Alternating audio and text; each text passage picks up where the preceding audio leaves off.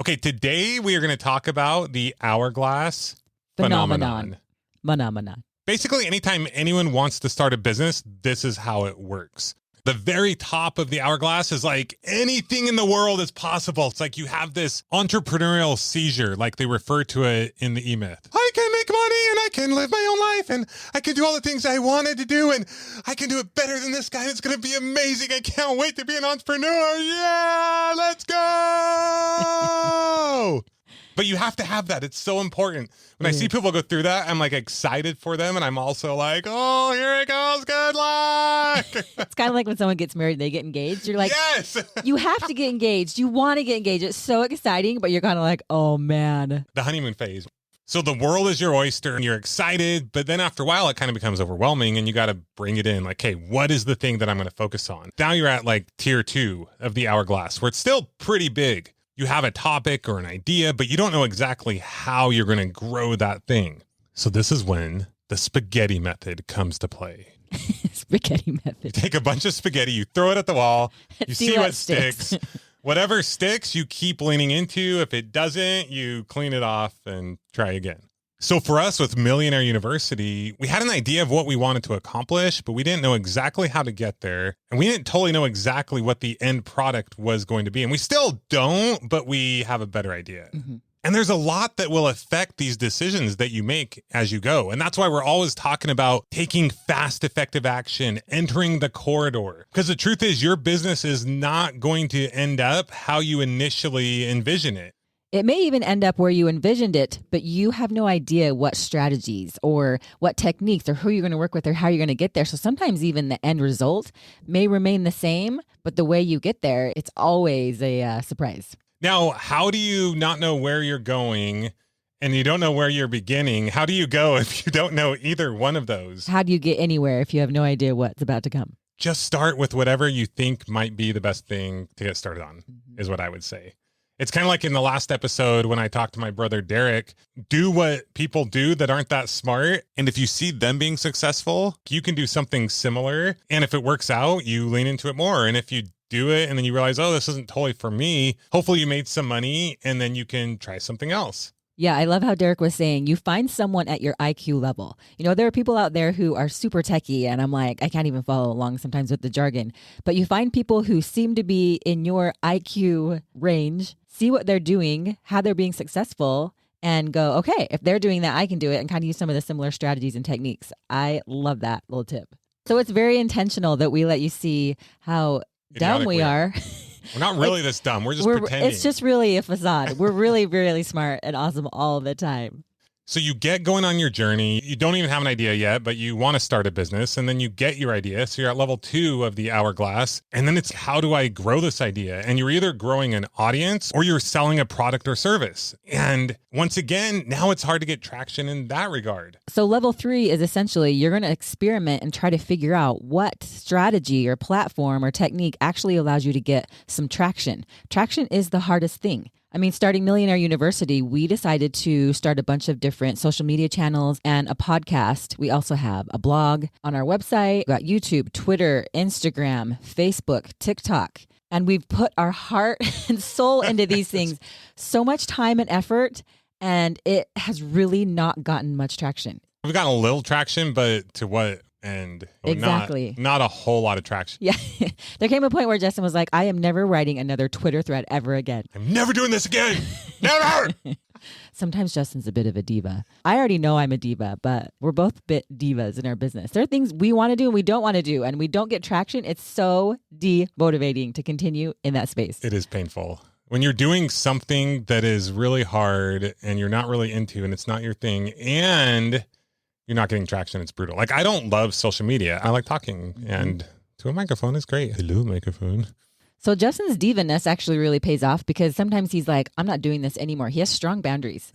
He'll go into something, but if it doesn't work, he will be like, I'm out. I'm never doing it again. Don't ask me to do it. And I'll be like, oh, wait, what the heck? But then he'll find... Tara's not like that at all. I'm not like, I would never do that. But he is stubborn and determined, which I absolutely love because he's like, this is going to work. Millionaire University is going to grow. Podcasts aren't like they were 5, 6, 7, whatever years ago. We started growing them And so we have to implement new strategies, even though we've done them before. And so he started to investigate and research. We threw all this spaghetti at the wall. It wasn't sticking. None of it was sticking, though. It's like just barely enough to be like, I think we threw some at the wall, and we're just working hard. People who are hearing our message are liking it. Yes. We're just not getting to enough people. Mm-hmm. And you would think that with our background, we would be able to get to people easier. No, we're kind of starting over. You start fresh. We have great reviews. We have all kinds of friends and family who are listening going like, this is awesome, but we just can't get out there. It's not as easy to get out there. And so we have to implement smarter strategies, which causes us to be smarter, which we're trying to get and do and understand. So basically, we're putting a lot of time and effort into something that isn't getting any traction. So we're making a decision to pivot away from that. So you won't see us a ton on social media right now. We'll be posting things here and there, but we're going to put pretty much all of our time into growing the podcast, figuring out strategies that will allow that to get some traction so we can grow so that we can share a message. And we kind of talked about this a couple of weeks ago, but we're doubling down on it now. And what's interesting is you would think, oh, they're doubling down because they've gotten a lot of success from it. No. We are taking a risk. Brutal. There are theories and strategies that we are looking into and think could be possible, but it's the risk that we're willing to take. Stop over here, eliminate this, focus here. It's kind of crazy. So for us, we're kind of at this point in the hourglass, which hasn't been proven yet, but we're getting pretty narrow. Like our current sole focus of Millionaire University is to, number one, grow the podcast, grow the listenership primarily through paid advertising, through other podcasts, through other platforms. And then from there, get sponsors for the podcast that give us a solid return on the investment we made in growing the podcast. Yes. So for example, if we spend $5 in advertising and we get $10 back, that's insane. So we're looking at these returns. How much does it cost for us to get a subscriber to the podcast? And then how much can we make in advertisements on our podcast? So that should be your number one goal when you start your business, is how quickly can you get to a proven KPI, key performance indicator, something that for every dollar you spend, you know that you're making back $2, $3, $4, $5, $6, $7, $8, $9, $10 back, right? Like if you have that model proven, that's when business gets so fun. Until you're there, it's kind of hard. It is. If you don't go with the momentum, it's like you have the excitement and then you're going to have what we call the trough of sorrow, where you're excited about something and it's not working out. And then all the voices in your head are coming through. No one's paying you hourly for what you're doing. You feel like you're working for free and you're not getting anywhere. And it's a big waste of time and you hate your life. And it can get pretty rough. And this will probably happen multiple times before you get to your proven KPI. Here's a question I have. I feel like we are in a situation where I feel like this podcast will really grow. Will we grow? Will we grow? Will we grow? Where this podcast will really grow because you had the ability to sense that what we were doing wasn't working. And then you looked for something else. I feel like if I was just doing this, I probably would have gone about it a little different way. And I feel like in every business we've started, we will go and do. But for some reason, there comes a point where you're like, forget all of this. It's not working. I'm going to find a strategy. How do you always find this little niche strategy that kind of is like, this is what we're going to do. We're going to put all the eggs in there for the moment to grow this thing because you have to get something to grow. How do you figure that out? How do you know where to put those eggs in that basket? And then how do you trust in that process? Like you do this time and time again. And I don't know if you can answer that question, but it's fascinating. I'm just a really big believer and proponent of quitting. Like, I think you should quit and I'm kind of joking, but it's true. Literally, what is the thing you want to do? Quit everything else. Not everything. Like, don't quit your family. Don't quit. No, we're just talking business. Like, what are you doing that's not working and is pointless? We all only have so much time, energy, attention. Like, after working out and eating and pooping and like all the things that you do and spending time with your family. Wow, that's on the list? No, it takes time. Sleeping. Okay. It all takes time. And then you need a snack. You need breaks, all this stuff. And then we start scrolling social media, or any time that you are spending on anything takes away from the thing. So you just have to really be willing to quit. Like, I'm not really that smart because I'm not very smart and I do get easily distracted. I have to do this. It's a survival technique. You have to eliminate things. And for me, like, I don't know anything. I didn't know about this, but I know that there are people out there that do. The way I think about it, I'm like, okay, there are millions and millions of people making really good money in a whole bunch of different things. And a lot of those things are things that I'm kind of interested in too. That's why the Hourglass is so big at the beginning, because the world is so big. Then I just start listening to podcasts and watching YouTube videos, and they give me ideas, things I didn't even know. Literally just in the last couple of days, how many different advertising platforms have you and I found that we had no idea even existed, even though we've done many podcasts in our life? I probably checked out 8 today, 8 different platforms just to help advertise for podcasts for that little niche. Every one of those platforms is a business, right? So not that I plan on going into that business, but as you start learning about different businesses and different things that people are doing, you're like, oh, I didn't even know that was a thing, right? So you start listening to all these people, you listen to what they're doing and you see what they're doing, which might be even more important. And then it starts to give you ideas based on your personality, based on your experience, based on what you know. Then you start seeing different ways that you can market and sell it. So for example, many, many years ago, podcasting was not a platform that you would even really think about to use to market or promote something. But today it is. And then you find out how to do that in all the different ways. And when you and I started podcasting, you could get into a Noteworthy and you could kind of grow without the way that we're now currently going to be doing it. So I don't know if that answers your question, but you just have got to really zone in, like narrow in on that one thing. And what's funny is we're talking about this thing as if it's already happened. We haven't made any money. We don't know. We don't know that it's going to work, but we've heard other people talk about it enough to where we're like, okay, there's something there. We just have to figure out the right platforms, the right ads. We have to get the right connection, the right message. We have to figure out the Apple ID, passwords, and all the technical garbage.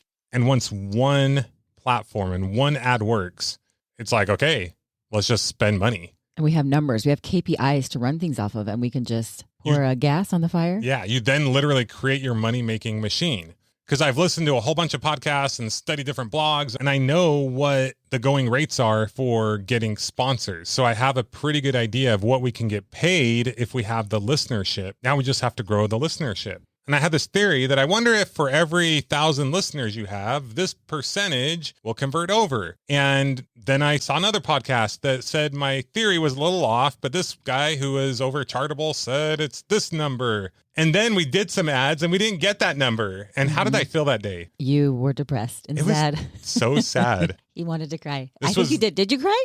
Possibly. I might have. I was just like, screw this. Like, and I'm telling you this because you are going to probably feel these emotions. Maybe not. You may not be quite as emotional as us, bipolar as I am, but there's a good chance you're going to feel these things. And I think one of the big keys for me is I feel it and I'm like, oh, and I really, really at many times think this isn't going to work. I get imposter syndrome. What am I doing? I have no business doing this. Even though we've had other businesses, I don't know what I'm doing. It's too hard. I'm done developing. I'm an old man. I'm 42. I can't figure out this tech stuff. To me, when there's a technical issue, it's like this huge mountain. I can't do it. But then you get the people that can help you out. There's so much great information out there. And it's important to hit this traction because if not, you get burnout. We listened to a podcast today where they were saying, was it like 70% of people get pod fade was what they called it? Where they fade out because they're putting so much time and effort into these podcasts, but they don't know how to monetize them.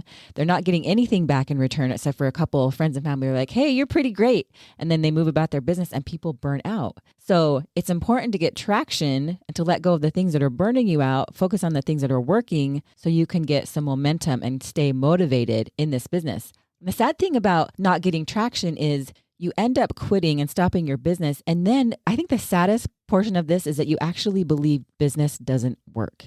So I was talking to Justin yesterday and I said, you know, we are at a time in life where we don't necessarily totally have to do this. We don't have to do it in a certain way. It doesn't have to grow and crazily. We don't have this like huge financial need to take over the world.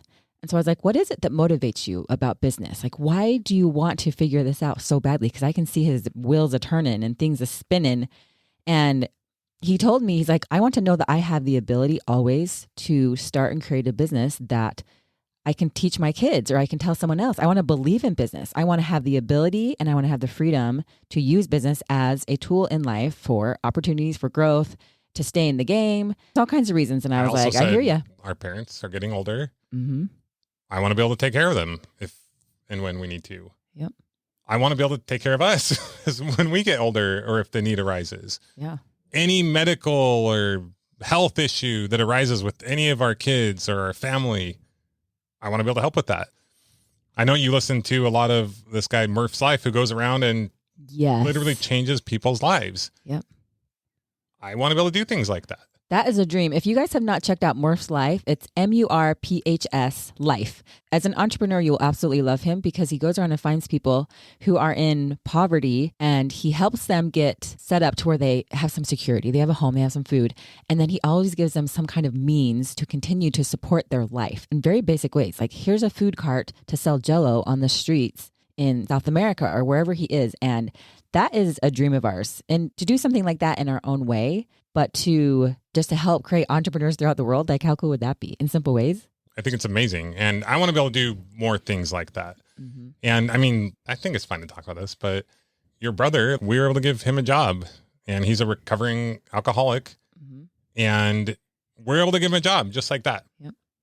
Because we have a business, because we have the resources just to be able to impact lives and have that impact. And now we're able to kind of mentor him. And he's an amazing person, but he just needs a little bit of a boost. Yeah, a little bit of financial boost. And the cool thing is like you would think, oh, you guys are helping your brother out. It's like, we have welcomed him back into our lives and we have learned so much. He's incredible. And there's a lot of things where I'm like, dang, he's figured that out so much better than I have. And so we're both learning from each other.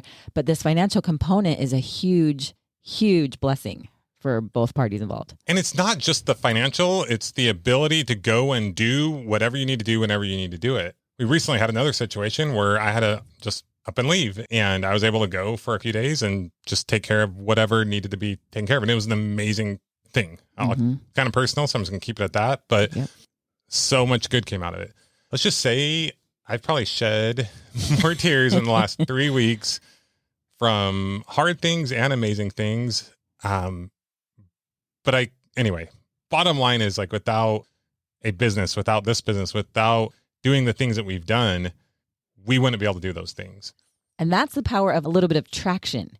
You find something that works and then you can just pour the fuel on it and it feeds everything in your business. So if we figure out one little system, something that works where for every dollar we put in, we get this amount back, that feeds the whole company. It allows us to hire people, to work with people, to have independent contractors, to advertise, to buy things, to spend things. Like, it opens the floodgates for exponential growth because until then, you're just kind of tick for tack. Make a little here, do a little there, cover this, cover that. But it's when you have something that you can somewhat predict and put into and understand the KPIs of it to where you know where to take risk and where to expand, where to contract.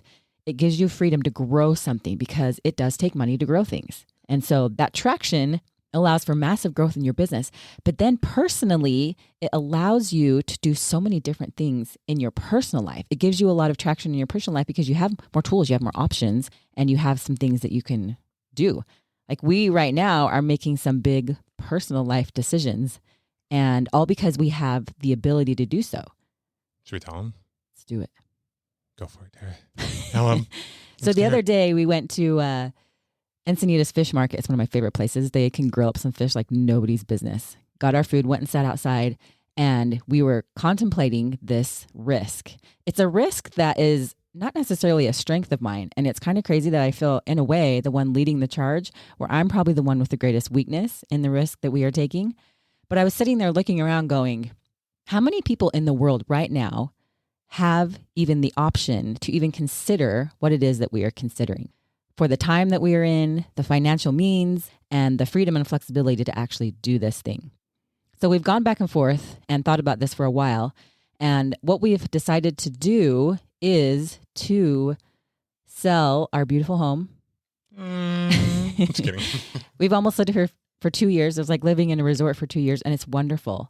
But we crave something, some freedom, some experience. I want to explore the world. I want to take a big leap of faith, sell this big, beautiful house, and then I want to take my kids. My son's going to graduate. He's going to graduate next year. We have 1 year left, and we are going to sell our house and go travel the world for a year. Now, this is a big deal for me. I like security. I have struggled with lots of different things, traveling being one of them. In the past, I've gotten a lot of anxiety ever since I was 33 and got sick. Traveling has always been something really hard for me. But there is something in my guts, in my heart and soul that says, get out of your home and go explore. And this is possible because of the traction of these businesses that we've had in the past. So we're going to sell our home. We're going to travel, live on a passive income that has been built over years of different businesses that we've done. We're going to be growing a business while we're traveling that currently doesn't have the traction or the financial means to support us whatsoever, but it's not required. And we're going to go travel, start a business, take our teenagers out of their home, out of their school, move them around, open their eyes, show them some new things. We're going to learn. Now, I was talking to a friend and she was like, Tara, this isn't going to solve all your problems. You can't run away from your problems, essentially. And I was like, oh, I'm not running away from my problems. This will cause me problems. This is Tara facing something that is not something I usually want to do. I like to travel, go for a minute. I get anxiety. I come home. I'm like, I'm done. We went to Iceland 2 years ago and I, by the end of it, was so done. And I'm about to take everything that's familiar and comfortable to me. We're going to get rid of most of our stuff. Probably everything we have is going to fit into like a 10 by 10. We're going to put it all in there and we're just going to take the backpacks on our back and go explore different places, different cultures, different people, and see how long we can make that journey. We can make that journey, yeah. So it might be a month. We might be gone for a month and be like, this is insane. Let's get our booties home. What are we doing? Ideally, we'd like to be gone for like 9 to 10 months. And that's what having a business, being willing to expand into these ideas, take these risks, and also be smart enough to contract and go, this is where I'm going to take a risk. This is where we're going to try things out and get some traction, because traction does give you freedom if done the right way. And so this is all related to part of the reason why we're going to focus on growing the podcast and getting sponsorships for the podcast. Because we have a million ideas on things that we wanted to do and we kind of do want to do in the future, but it would be impossible to travel for a year and do all of those things at the same time, like create the programs that we want to create, the school that we want to create, the partnerships, all the different things that we want to do. We're like, what if we just focused on one thing, grow the podcast, get sponsorships to monetize the podcast, which allows us to continue to grow the podcast. So as we focused on that, so back to the Hourglass thing, as we focused on that, it's caused us to do more studying on that. And we've learned different things that different people have said. And then you get more niche, more specific, to the point to where we heard of this person on this podcast. Now we're reaching out to them to see if they can give us more information, but we heard the things they said and we've been doing research on that. And then we dive into the rabbit holes over there. And once we figure out a number, like it cost us X amount of dollars for a listener, and we're very confident that we can make 2, 3, 4, 5 times that per listener, then it's just a matter of how much can we put in there. Right. It's like a money making machine. It's like an ATM machine that for every dollar you put in, you get $5 back. And that's when it gets really fun. So the reason why we call it the Hourglass is because you start at the beginning, you could do anything in the world, and then you figure out what your thing is that you want to focus on. And then you figure out how to get traction with that thing, how to make money with that thing. But that's friggin' hard. It takes a lot of time, energy, and effort, but at least you're there. You're like more narrowed down. You're niched down, I guess. I don't know if that's almost the right like word. You niche your strategy. Yeah. It's like what strategy will actually work. And that seems to be where, they say riches are in the niches, but riches are in the niches of the strategies you use that actually work. Yes. So you kind of niche down on your strategy, you get traction, you focus in on that one thing. We're like, screw all these other things. Not that all the other things can't work. There's so many things that can work. Like it could literally just be you calling a certain list and it works and you get someone else to do that. And then you're like, yes, this person is literally every day they work, they're making me 3 times the amount of money I have to pay them. It's amazing. But for us right now, we're focusing on that one thing. So what happens is if and when we get that one thing figured out, so the Hourglass is super narrow, for the next year, it's like, hey, we'll focus on just keep growing and growing and growing that. And sometimes people are like, oh, but I don't have a very big budget. And it's like, well, okay, if I gave you an ATM machine or a money-making machine or whatever machine that for every dollar you put in, you make 5 back, how often would you do that? You just keep doing it and doing it and doing it. And then the money grows and you put the money back in because it's going to get you more money out. That's what we're talking about. Everyone can come up with some money to figure that out. So at first, you might be putting a lot of time and effort. You might be the one making the calls. You might be the one putting in the brute force so that you can prove a certain system. And then you almost know because you've kind of proven it. You've heard other people talk about it. You're doing it. And then you do more research and you figure out what other people are doing more narrowed down in that way. And then you spend a little money on that to put some fuel on the fire. But once again, the reason why we call it the hourglass is because once we create this traction, once we get this momentum, once we have the audience, if you will, the list, the distribution, then we can do anything we want. And you have the funds you're getting from the sponsorships that can then go to create the programs, which can then go to create the school that we might create someday, like the literal physical school. I don't know if we'll do it or not, but we might. And it'd be really cool if we did. But we can hire someone to run that. We've even had the thought of creating multiple different podcasts and teaming up with people and creating a podcast network. Because if you have something where you know for every dollar you spend, you make 5 back, and then those same things can promote the other things, it's just this huge exponential growth. And it's so much fun. You know, this kind of reminds me of, and we're not there yet, but it kind of reminds me of the time when we had the theory that in the high desert, we can buy houses for really cheap and buy as many as we want and make a bucket load of money on them. Yep. We saw the possibility because we entered the corridor. This is something we had been doing. We were looking at properties each day. And I'm like, wait a minute, that property looks really cheap. I'm pretty sure it could rent out for a lot more than the cost of the financing and all the things. And I'm pretty sure you could sell it for like twice as much. I don't see a lot of people out there. And we tried it. We called a bunch of agents in the area to kind of confirm what we thought.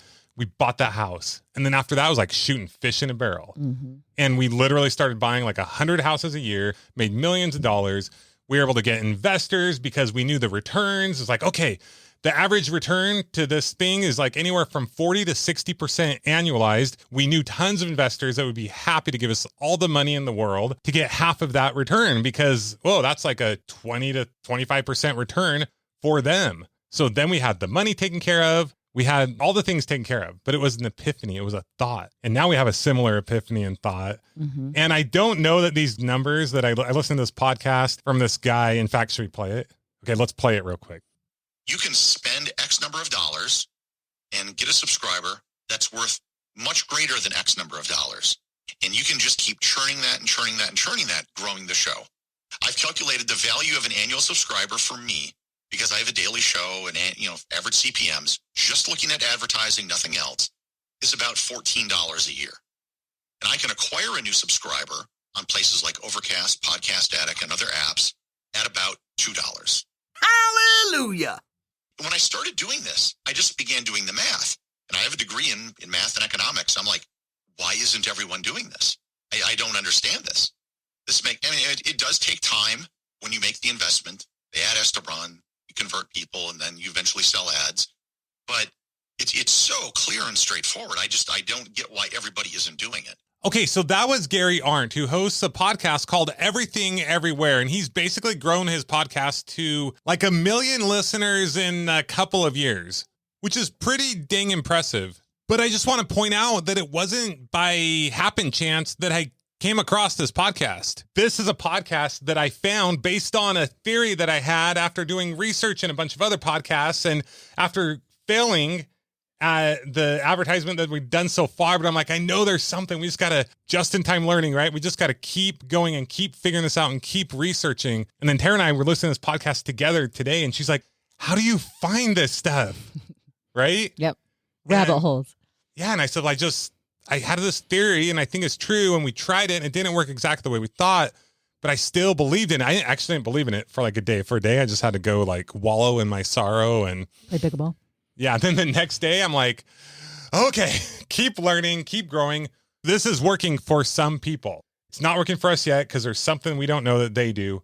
Let's keep learning and growing. And so then I heard that guy talk about for every $2, he makes like 14 in 1 year. I'm like, what? And we're still not seeing where that is possible, but that's okay. Just knowing that it works for him like that and that maybe it can kind of work for us in a kind of a similar way. If you spend $2 make 14, that's a 700% return. Are you freaking kidding me? Let's go.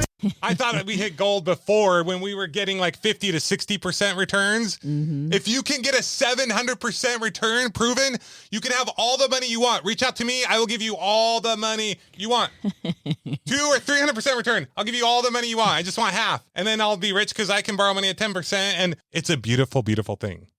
It's amazing. So if we can even have a proven system that gets 100% returns, like the money is not hard to come across, and you make the money, then you just keep reinvesting that money. Like this guy was talking about how he only invested like $10,000 last year, and his goal is to like double that this year. And he has 1 million subscribers. Yeah, he has 1 million listeners per month. per episode.